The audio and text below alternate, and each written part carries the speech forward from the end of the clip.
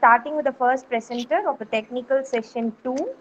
The first presenter will be Ranjan Pandey, research scholar, Department of English and Foreign Language, Guru Ghazidas Vishwavidyalaya.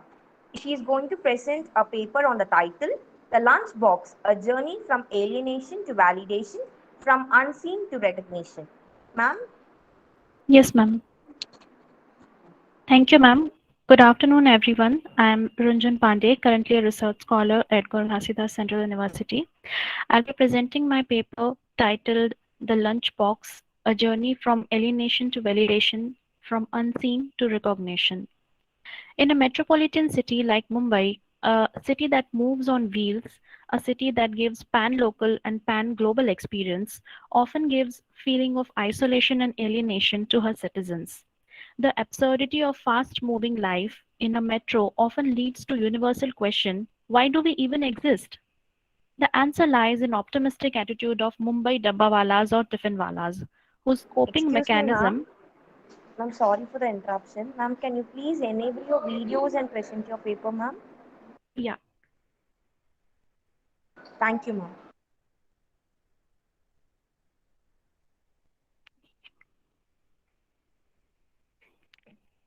Okay. Um, the answer lies in optimistic attitude of Mumbai dabbawalas and tiffinwalas, whose coping mechanism teaches us how to live and enjoy every single moment of our life. They flow with the flow of life by maintaining self-respect and dignity. The city, Mumbai, plays a role of protagonist who steers us to never say die attitude and always moves on. The Dabbawalas or Tiffinwalas have crossed the boundaries of publicity, right from Prince Charles of Wales, England, to a case study of Harvard management students. They have also shown their keen interest in the management skills of these semi-literate and non-technical Dabbawalas. Now, the movie Lunchbox, which is written and directed by Ritesh Batra, is located in and around Mumbai. Uh, is a bittersweet romantic comedy, and it has been produced by Anurag Kashyap and released on 19th May 2013 in Cannes Film Festival, and it later journeyed through all the famous critically acclaimed film festivals throughout the world. The movie won Best Screenplay Award in Jury Grand Prize in Asia Pacific Screen Awards, and the Ritesh Batra, the director, also won the Filmfare Best Debut Director Award and many international awards. Now, the earlier title of the movie was Dabba, but it was replaced by The Lunchbox later. It's a short art film of 1 hour 40 minutes, and the main character, Sergeant Fernandez, is enacted by Irfan Khan. Nimrit Kaur is playing Ela, a female lead role. Her husband Rajiv is portrayed by Nakul Ved as one of the minor characters, and Nawazuddin Siddiqui is playing the supporting role of Mr. Sheikh, and his wife Meru Nissa is enacted by Shruti Bapna. Mrs. Deshpande auntie is a very interesting character, which is enacted by Bharti Acharekar, though she is physically absent, but she is audible through her dialogues. Um, it is a story of mundane life in metropolitan city like Mumbai. The plot is centered around a middle-class housewife named Ela, her husband and her daughter living in a small 1 BHK flat with minimum amenities. And on the other hand, Irfan Khan, the man named Sajan, is a chief accountant in a government office. He lives a lonely life of a widower. Ela and Sajan get connected through a tiffin wala who delivers Ela's husband's tiffin on wrong address. Later on, Sajan gives a letter compliment for homemade hot food prepared by Ela by saying thank you. Now, Ela is forced to answer to Sajan's letter by her neighbor, Mrs. Deshpande auntie, and it gives birth to a letter friendship that develops into a strong bond of romance and indirect relationship. Now, the common thread for this friendship is isolated and alienated life in a cosmopolitan city like Mumbai. Ela being a bored and deceived wife due to her husband's extramarital affair, and he being a widower, Sajan being a widower, start to share each other's worries through letters. Now, the initial tone of why do we even exist gets changed into positive attitude as life is very meaningful. Now, this romance through letters lead them to search their identity through food as a strong medium for them. Food acts as a catalyst between their romance. Sergeant Fernandez works in an insurance company and is soon going to be retired. He's very lonely and he wants to be left alone. Whereas Ela is trying to get her husband's attention back, and romance back in her life by cooking delicious meals for him with the help of her neighbor aunt. Um, the bond between Sarjan and Ela develops over food, and they start sharing their happiness, their pain, memories, and events of their lives through written letters packed with lunch boxes from Ela. Now, about food, a person's relationship with food is ever evolving. It is a way of expression and a medium of conveying one's emotions. Its meaning cannot be conveyed through words, and when a person can't speak through words or doesn't have the voice of their own, their food becomes their mouthpiece. Cooking is not just a physical activity to silence the hunger of the stomach, but it is sometimes a process that is cathartic to someone or a stress buster to someone. The art of cooking is a selfless act. Whenever a person cooks, she or he will be most happy when they make it for another person, for their spouse, for their children, for their family. The cook never gets that much happiness by cooking for himself as they get it by cooking for others. The cook has to think about the person who is going to eat it and then move to that headspace and then prepare that dish. The cook creates a space to enjoy those essences, and that happens in the head. Now, selflessness is the foundation of this act of cooking. A true consumption of art is done through food only. By seeing the beautiful imagery on colors of the food, by holding the food there, by enjoying the sense of touch, by smelling beautiful aromas of the food, which takes you somewhere either to a person or creates a beautiful memory by tasting it. Through food, a person now becomes a part of another person because a person who makes food has invested their feelings and emotions in the food. In the process of making it, it has made many memories and will now be consumed by another person, hence becoming a part of another person. A person who cooks leaves himself or herself unintentionally in the food. Food is a reflection of the person who cooks it. If a person is angry, it might reflect that emotion in the food. If that This doesn't mean that a person is insulting food, it simply conveys that the person's emotions through that cooking. This paper explores how food acts as a catalyst for the initiation and development of this unusual bond between Sarjan and Ela. They both communicate through food as a language, and they become each other's support. They try to reassure and sympathize with each other without knowing each other personally. Food helps in building their bond, and they understood each other better with the comfort of food. The story moves around two characters who stand in contrast with Ela and Sarjan. Mr. Sheikh is portrayed in a contrast to Sarjan and is a junior and enthusiastic assistant who enters into the life of Sarjan as a trainee. And Sarjan and his trainer Sheikh knows nothing about accounting, and Sarjan is very competent accountant. Now I would like to conclude my paper. Mm, Lunch, metaphorically, is a plate full of variety of dishes. Likewise, life of everyone of us is full with different passers-by. Box stands for Mumbai, that assimilates the cosmopolitan multicultural variety with encoded messages on and it gives birth to a new human being who is experiencing pan-local and pan-global life. Life's journey is like catching a train. Sometimes you catch up wrong train and that feel that everyone is messed up with but the train reaches to a right destination, like this tiffin box, this lunch box leads to a right destination. My paper seeks to disentangle the contradiction of life in a metropolitan cities, like the movie Life in a Metro, where Anurag Basu portrays the lives of the people, how they struggle amidst the world of expectation and satisfaction. It is somewhat closer to that. The Lunchbox presents the dichotomies in life and how the two alienated people get connected with each other through a lunchbox. In the world of personalized closets, where each and every person becomes trapped by himself or herself, this lunchbox gives a sense of emancipation to them. Thank you.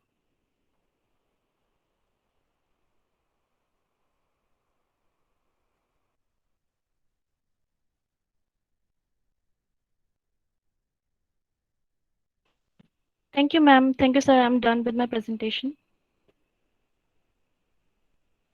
Okay, Thank you, okay. ma'am. Yes, the second presenter is Ramen Goswami, and the topic of the paper is Elements of Feminism in Bravely Fought the Queen by Mahesh Dattani. You can Am I start. audible, sir? Yeah, yeah, Am I yeah. audible? You can start. Good afternoon. Good afternoon to everyone. Honorable chairperson and respected organizer, all the professors. I'm Raman Goswami, senior researcher of Magad University. Now I am presenting my paper, which is entitled as Elements of Feminism in Bravely Fought the Queen by Mahesh Datani. In initial stage, I want to mean that what is feminism? It's a broad concept. I am quoting a line from Soumitra Chatterjee, famous Bengali actor. আমি কি এসেছি তবে এই পৃথিবীতে শুধু সহ্য করতে? If I translate it into English, then it's a bias of a woman that I am only born in this world to tolerate everything.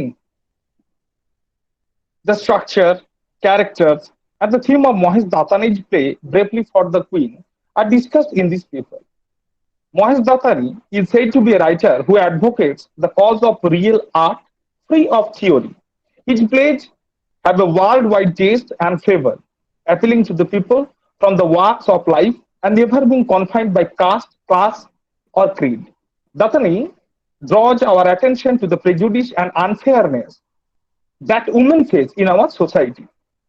Now, I have to think on Datani, how he is considered himself as a feminist. Datani is considered as a feminist who is ahead of his time. His plays generally deal with the challenges of women and the downtrodden, earning him the title The Voice of India Now from John McCrae. Feminism is arguably the most well known and complicated term. It is rooted on the desire for women's equality in all aspects of life and alludes to a long running struggle against the tyranny of the patriarchal society. Feminist writers have successfully focused our attention to the different concerns connected to the women's sad fate by highlighting the flaws of discriminatory patriarchal social system. Datani is one of the writers who has highlighted the prejudice and injustice faced by women in our society. He portrays the feminine half of society, which must always come to terms with a male dominated world. Despite the fact that people talk about women's enfranchisement and feminine liberty, all women are aware that they must go a long way to overcome the challenges and tribulations imposed by males in their various areas of life. Again, I quote the famous Tamil proverb, Nastri Swatantra Marathi, that woman is not fit for independence. Datani is against this proverb. The word slaves, both men and women, were once employed as slaves by their masters. Male slavery was ended many years ago, but women's servitude continues. Women were not forced slaves at start, but voluntary slaves. Women have been raised on the behalf that they must obey and submit to men from the dawn of humanity. Now, the subject matter of Bravely for the Queen. Bravely for the Queen has received plaudits from critics all across the world, including the famed Leicester Haymarket Theatre in the United Kingdom. The play is set in Bangalore in the 1980s and 1990s and follows an urban Indian family's emotional, financial, and sexual struggles. The two brothers are advertising or working as co-workers, married to two sisters who primarily stay at home and take after the man's elderly mother, Ba. The play dramatizes the emptiness and guilt in the lives of cloistered women and self-indulgent, unscrupulous men, blurring the lines between dream and reality and putting them on the verge of dreadful secrets, deception, and hypocrisy. In the play, we find three couples. In 1998, the play received the Sahitya Academy Award, demonstrating its distinctness and grandeur. The play follows three couples that are in hierarchical relationship with one another. The Trivedi family is the focus of the drama, which includes two brothers, Jitan and Nitin, as well as their spouses, Dolly and Alka. Dolly and Alka are identical twins. All of the relationships are strictly governed by a set of rules and regulations. Profuli is the two sisters, sole sibling. The third family linked to the Trivedi house's character, that is, of Lalita and Sridhar, a pair whose identity is still being formed. Sridhar is Trivedi's brother's employee in this hierarchical arrangement. Jitan and Dole, are they couple or enemy? Jitan is the oldest son, treats his wife Dolly like a slave, and treats her as a pawn in his game. Dolly has been married to Jitan for 15 years, and he has constantly mistreated and abused her. She reminded him of how, at her mother Baj's request, he had battered and kicked her while she was pregnant. The another couple, Nitin and Alka, are they really a couple or they enemy?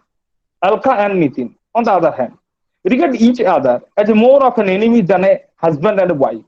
Alka, a vivacious young woman in her early 30s, is likewise in a similar situation. She, on the other hand, is sociable and drowns her sorrows in alcohol.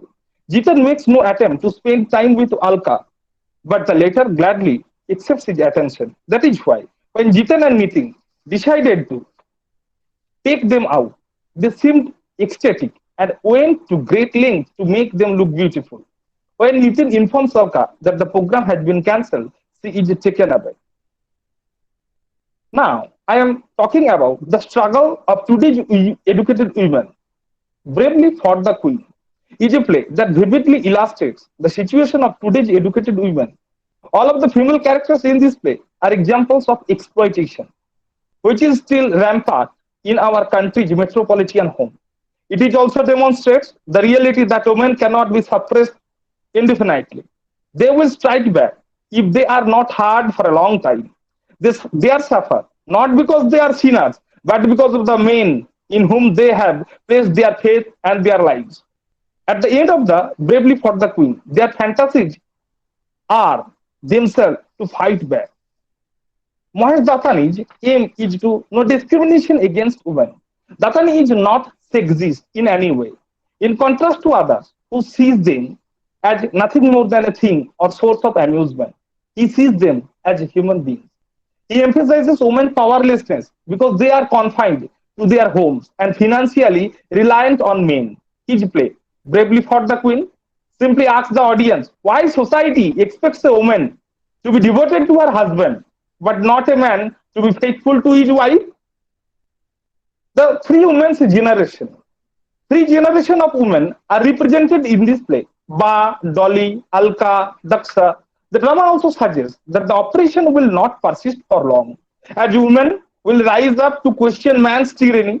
Alka aggressively questions her husband's authority and demands an explanation for his betrayal. Now I want to conclude my paper.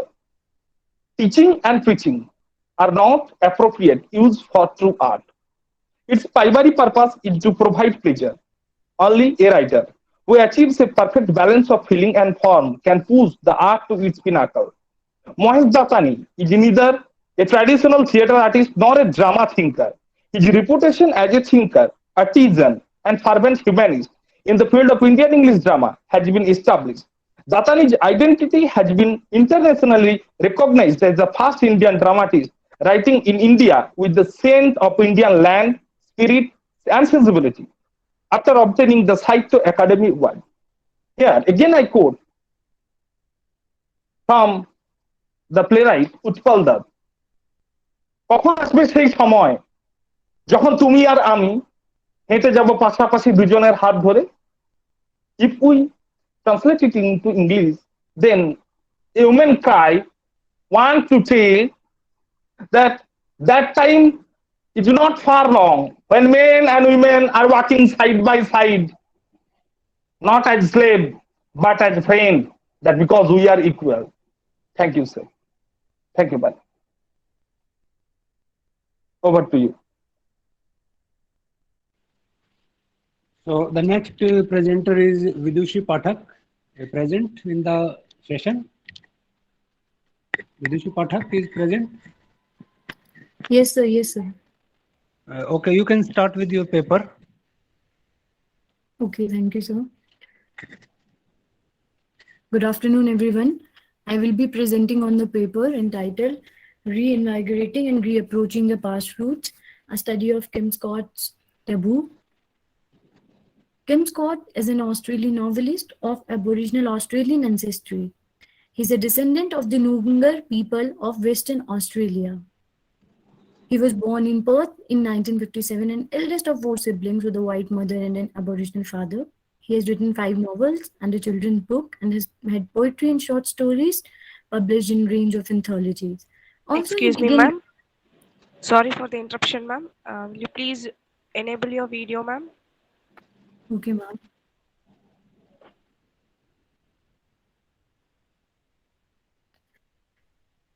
May I proceed?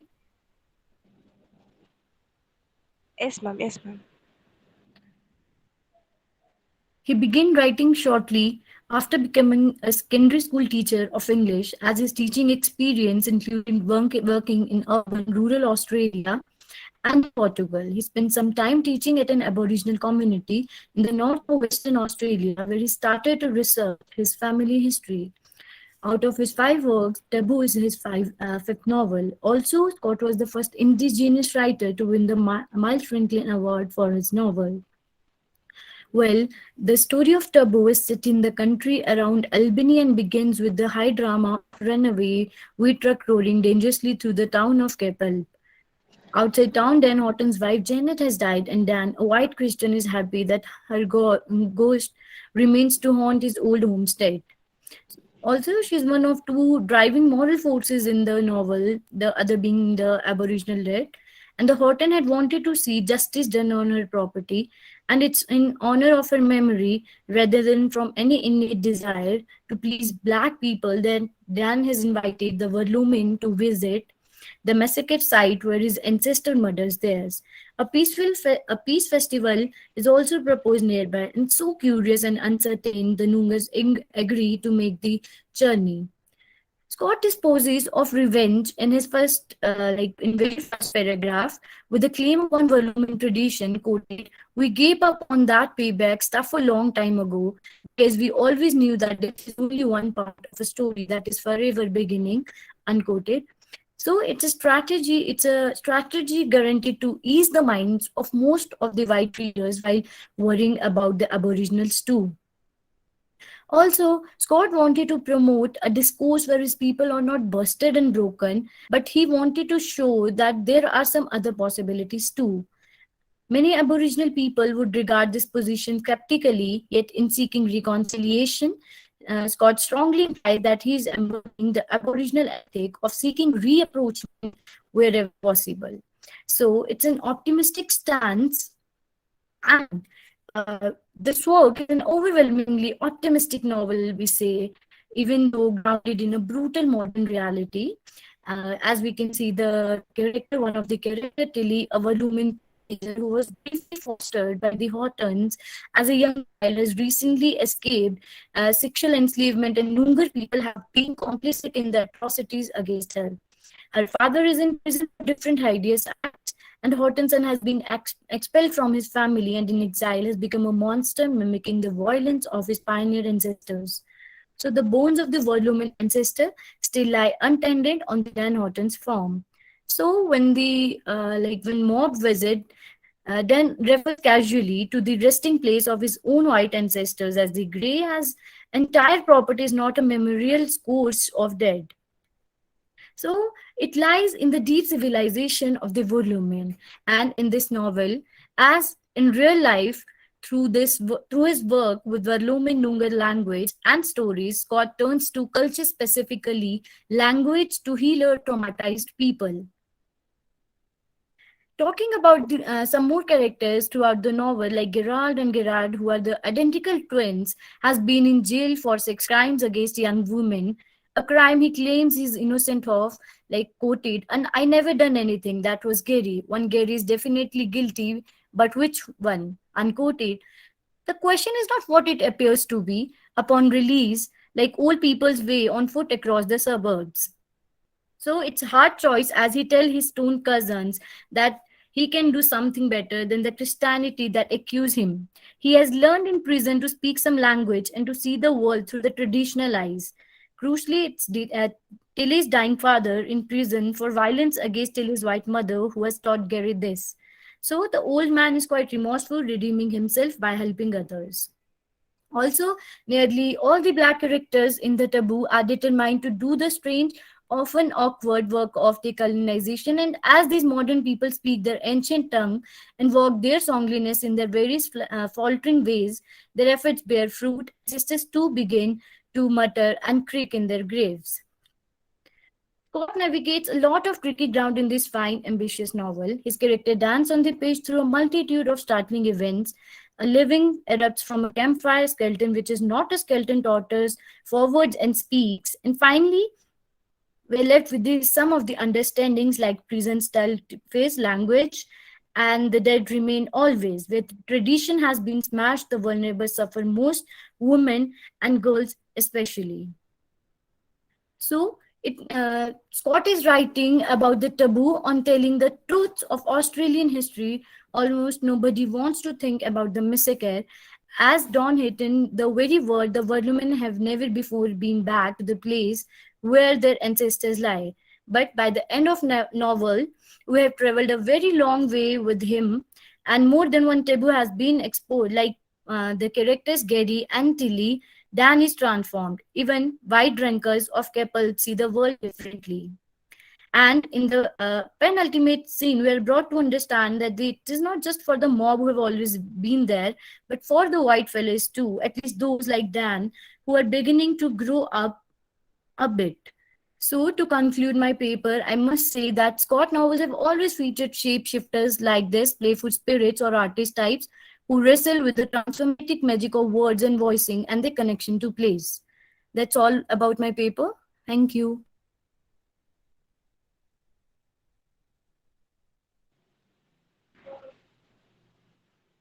Thank you very much. Is there the fourth presenter, Chetna Mahajan, present in the session? Chetna Mahajan is present in the session.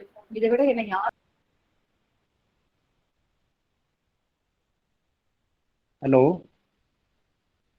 I think she's not in the session. And coming to the paper presentation in this session, we had four, but three were present.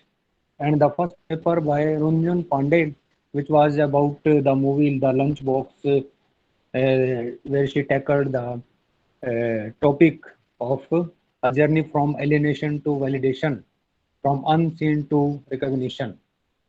Runjan, you are present in the session?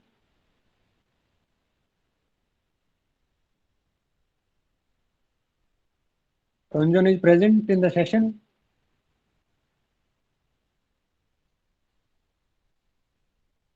So this paper was very well crafted paper, and as we know that the story of this movie, it is based on the same pattern as we find in Richardson novel Pamela, which was written in epistolary manner, and it is you can say the epistolary, you can say style. It was adopted in the 18th century fiction work, and the usual form, it is you can say in the form of letter. Although diary entries can be there, newspaper clipping can be there, and other documents are you can say sometime used, sometime electronic in the you can say in this present scenario. Some electronic documents such as recording and radio, blogs, emails are also the means of this epistolary form, which was used in the you can say 18th century. And this now you can say the story of the lunchbox, it also received some critical reception after it was published, and it was you can say published. It was the story of a gently pulsating, sweet, sad story of loneliness and love, of wilting spirit finding water again. And there are three women in the three marriages in this movie, and but out of the three, you can say two are you can say ailing. The third one is over almost. Only the last rite have not been performed, and we have also the two men in the movie. One who has lived a full life and is getting ready to quietly slip off the face of the earth, and the other is eager to begin So that is what we find in that movie, The Lunchbox, and she has interpreted this the concept of journey from alienation to validation, in a very can say realistic manner. And so the second paper was about the element of feminism in Bravely Fought the Queen by Mahesh Dattani by Raman Goswami. Raman, you are present in the Yes, meeting. sir. Yes. So, what you can say? What type of we can say? What type of aspect of feminism it has been used by the Tani in the play? Can you elaborate the idea regarding that feministic? Sir, Dattani's concept is towards that women are equal. Women are not behind hand, that the men are always uh, from mainstream society. They are leading always, they are dominating always, they are oppressing always. That is why, as India has 4,000 years culture, India is a culture of various diversity, where women are considered as Nari Tome Narayani, according to Moni Smriti. Then women are mistreated, sir. And Dattani's view is to give them a proper right, proper education, so they may not be marginalized. I also find the concept of avant-garde feminist in that in this book, and as far as he calls the female as the voice of, we can say, India now at present, and the plays written by Dattani are an exploration of the problems of the females and the marginalized section.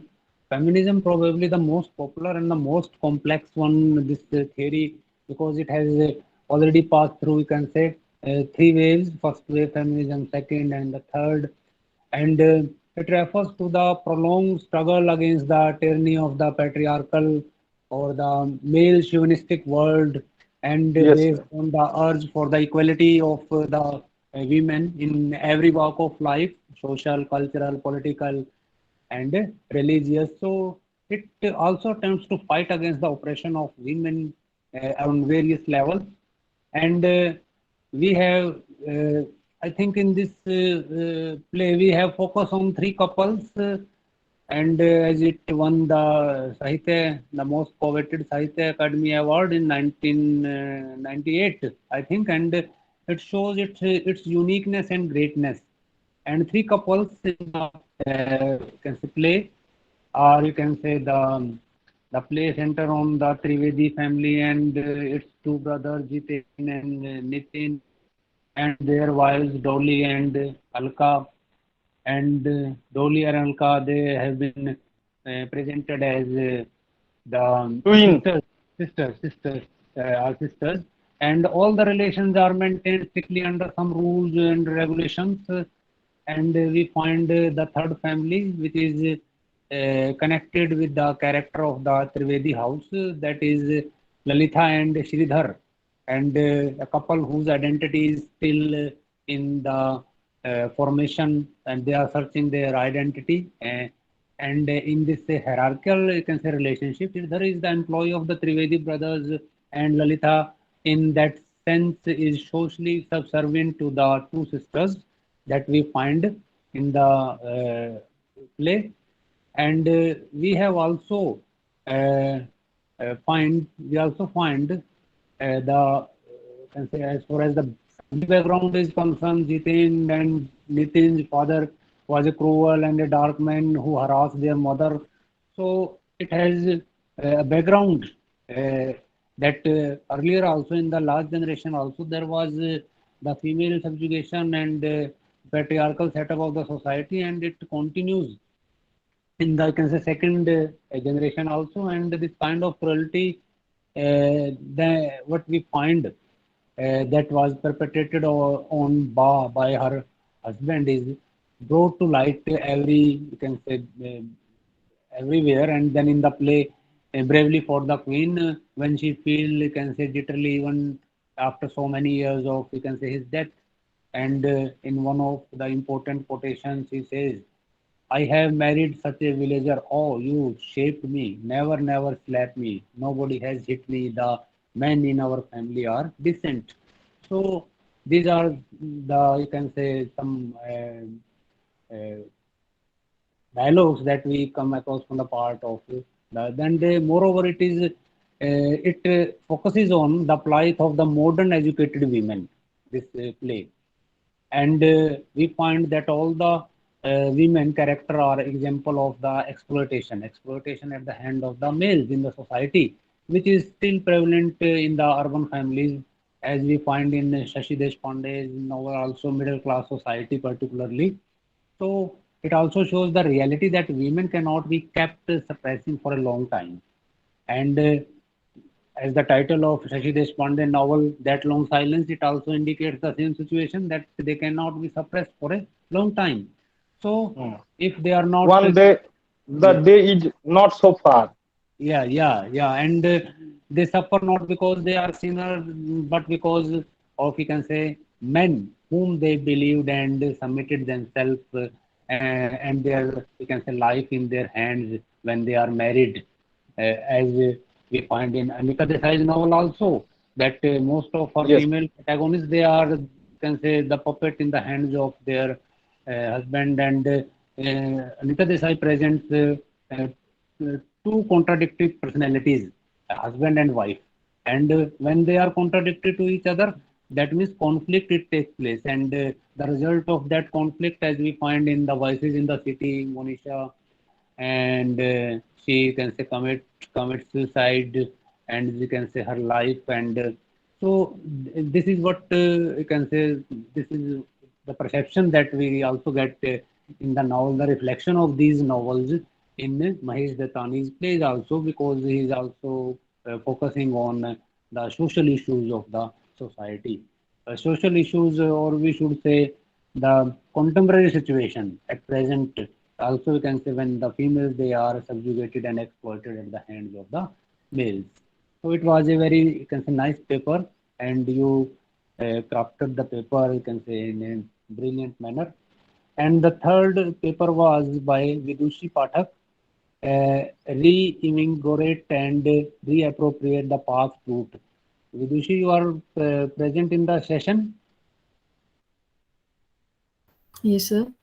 So, what is the main concern of Kim Scott's work, Taboo? What is the main focus of the writer in this work? The main focus is on the how people reclaim their land. After so long ago, they visit their own land and then they reclaim their own culture and the traditions. And taboos, the word taboo in the title of the work, what does it suggest? What kind of taboos it suggests?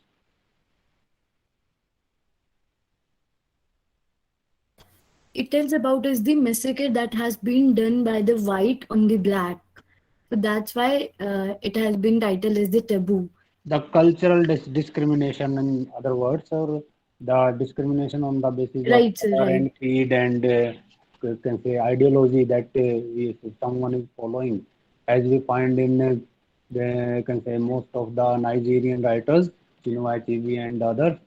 So they are focusing on the same idea, and Afro-American writers, and Toni Morrison and others. So it was also a very good paper. So the fourth presenter was not present in the session, Chetana Mahajan.